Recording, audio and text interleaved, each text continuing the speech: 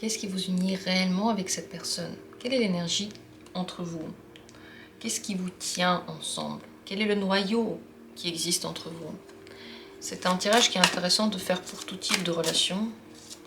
Donc, quelle que soit la relation à laquelle vous avez pensé, eh bien, vous allez trouver des réponses dans cette vidéo.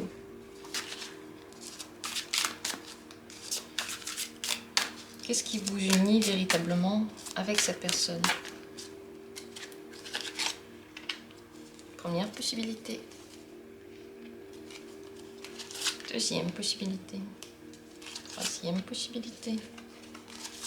Quatrième possibilité. Regardez et choisissez l'une de ces cartes. Comme toujours, je vous invite à le faire comme venant du ventre, la carte qui vous attire le plus, qui vous vient en premier, avant de commencer à réfléchir et à douter et à vous poser la question est-ce que vous avez raison ou est-ce que vous avez tort. Avant tout ça, avant les doutes. Si vous avez choisi, comme toujours dans la description, il y a les minutes pour chacune des possibilités et moi je vais commencer. Si vous avez choisi la première carte, ce qui vous unit avec cette personne, le 7 de coupe. C'est beaucoup d'illusions, beaucoup d'histoires qu'on se raconte. Ce sont des lunettes roses. Chacun de vous s'imagine des choses par rapport à l'autre. Ce sont des espoirs que la personne peut-être s'améliore. C'est comme si on pouvait voir le potentiel de cette personne, mais peut-être qu'il n'est même pas vrai. Ce qui peut aussi vous unir, et les deux peuvent aller bien sûr de pair, c'est une grande rêverie, une envie que les choses se passent d'une façon peut-être romancée, peut-être comme ça vient dans les rêves, pas forcément romancée, parce que chacun a ses propres rêves, mais en tout cas, qui vit dans un monde de rêve et qui espère que tout est possible dans ce monde-là. Donc ce qui vous lie, c'est en même temps cette capacité de s'imaginer plein de choses, de rêver, de s'imaginer toujours le meilleur, de tendre vers le meilleur, d'essayer en tout cas de tendre vers le meilleur. Chacun à sa manière. Et en même temps, des illusions. Donc ça veut dire que la manière dont vous voyez cette personne n'est pas celle que la personne a vraiment à vivre, quoi. C'est très différent comment vous la voyez et comment elle est. Ce qu'elle peut vraiment donner et ce que vous pensez qu'elle peut donner. Peut-être qu'elle fait des erreurs et vous vous dites qu'il y aura des choses qu'elle pourra, d'une manière ou d'une autre, un jour faire mieux. Peut-être qu'elle s'est trompée, elle voulait même pas le faire ainsi. Donc, vous voyez, on se raconte des histoires. Pour l'autre personne, c'est la même chose parce que c'est ce qui vous unit. Elle aussi, elle se raconte des histoires par rapport à vous qui ne vont peut-être pas, comme dit, se réaliser. Voilà ce qui vous unit le plus. Bien sûr, cette rêverie peut être vécue dans le positif. C'est par exemple si ensemble, parfois vous racontez des histoires juste pour rire et vous savez que c'est pas vrai, mais vous inventez ensemble. Ça aurait pu être par exemple une bonne carte pour deux personnes qui écrivent des romans ensemble, qui inventent des choses ensemble. Bien sûr, dans ce cas-là, ce monde imaginaire que l'on a pour nous deux, il est positif. Mais ça ne veut pas dire qu'on ne nourrit pas d'illusions par rapport à l'autre. Les illusions ici peuvent quand même exister. Voilà pour la première carte. Merci à vous d'avoir été là. Et on passe à la deuxième possibilité. Deuxième choix, si c'est lui que vous avez choisi, ce qui vous unit avec cette personne, le 2 de bâton, c'est un grand optimisme, l'envie de persévérer, la vision de l'avenir, mais en même temps une prudence par rapport à l'avenir. C'est des incertitudes, dans un certain niveau, peut-être pas partout et pas en tout,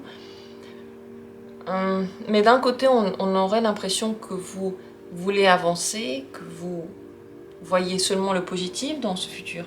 Mais en même temps, vous faites attention avant d'avancer, avant de faire quelque chose. Il peut y avoir un temps de préparation ou un temps de doute, par exemple. Mais dans tous les cas, ce qui vous unit le plus, c'est la volonté de se développer dans l'avenir.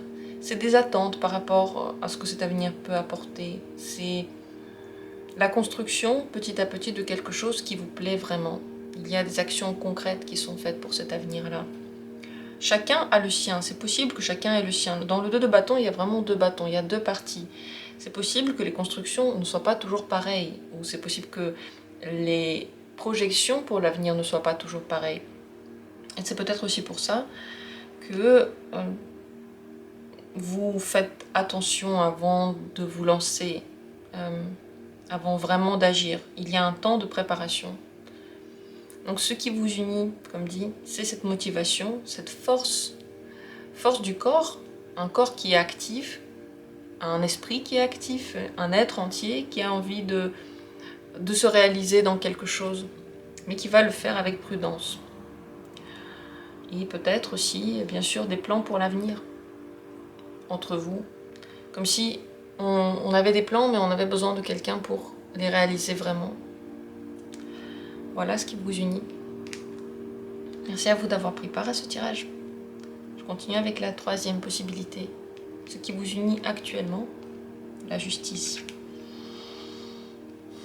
La justice est une carte assez dure parce qu'elle demande à celui qui la porte d'être honnête, de dire les choses de façon réfléchie, de bien regarder qu'est-ce que l'on fait. Elle est exigeante. Vous partagez donc cette exigence. Ce qui vous unit, c'est la recherche de la vérité, de l'égalité, de la justice, du parfait, d'une exécution faite dans les règles de l'art. Les règles vous unissent. La responsabilité que vous ressentez pour quelque chose, peut-être les responsabilités aussi que vous prenez, chacun à sa manière, chacun de son côté. Ça, c'est une énergie qui est entre vous. Ça ne veut pas dire que ces responsabilités, forcément, vous les prenez ensemble.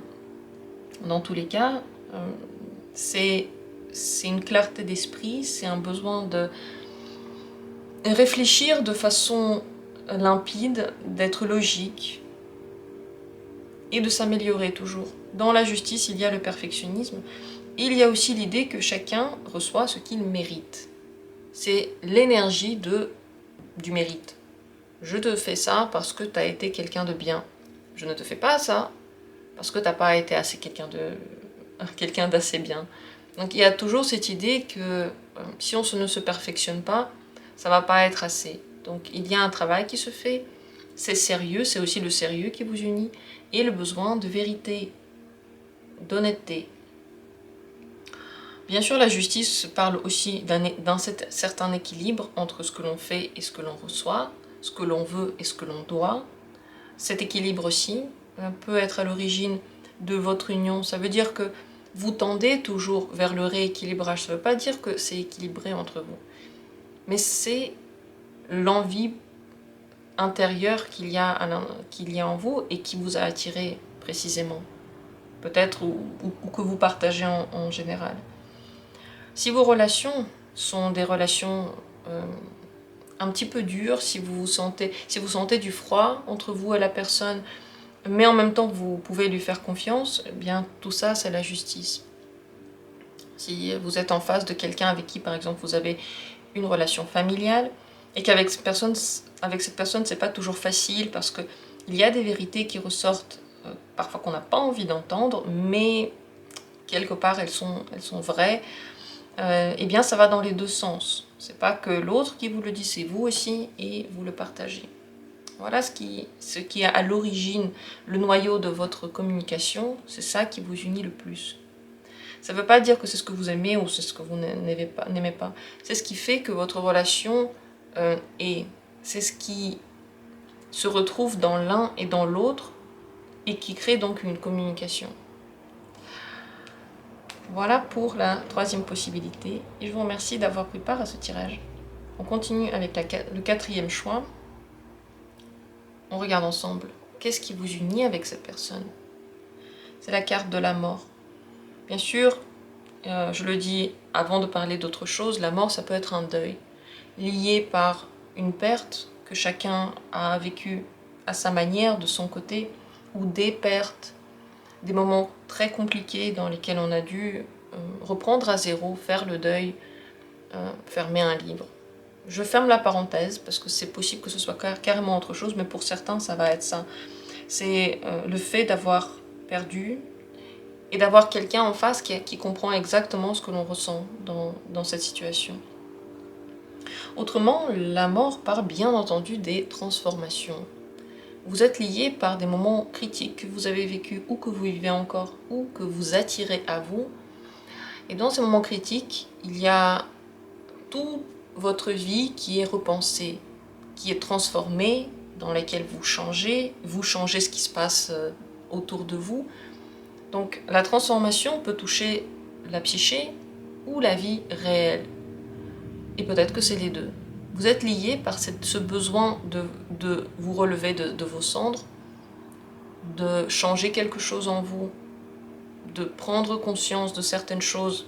Mais ce n'est pas des prises de conscience de passage comme ça, ce sont des prises de conscience qui bouleversent entièrement la vision totale de la vie. Avec la mort, une fois qu'on a compris un truc, notre vie ne peut plus jamais être pareille. Elle change du tout au tout. Voilà ce qui vous relie le plus. Cette personne, et vous aussi, avez vécu ce genre de transformation profonde.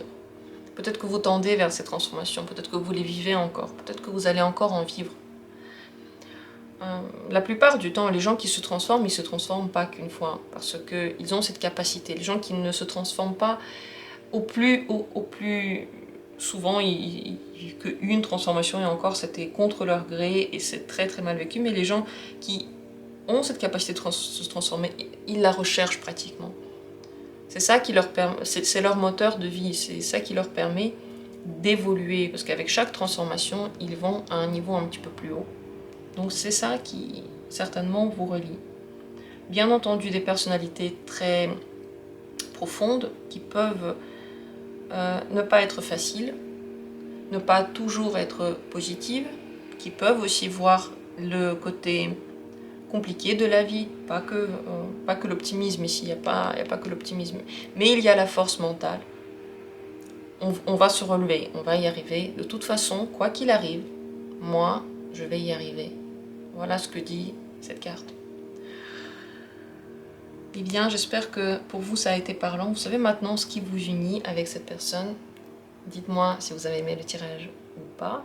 J'espère que oui, ça m'a fait plaisir de le faire pour vous. On se retrouve comme toujours bientôt pour d'autres tirages intéressants. Je vous souhaite le meilleur.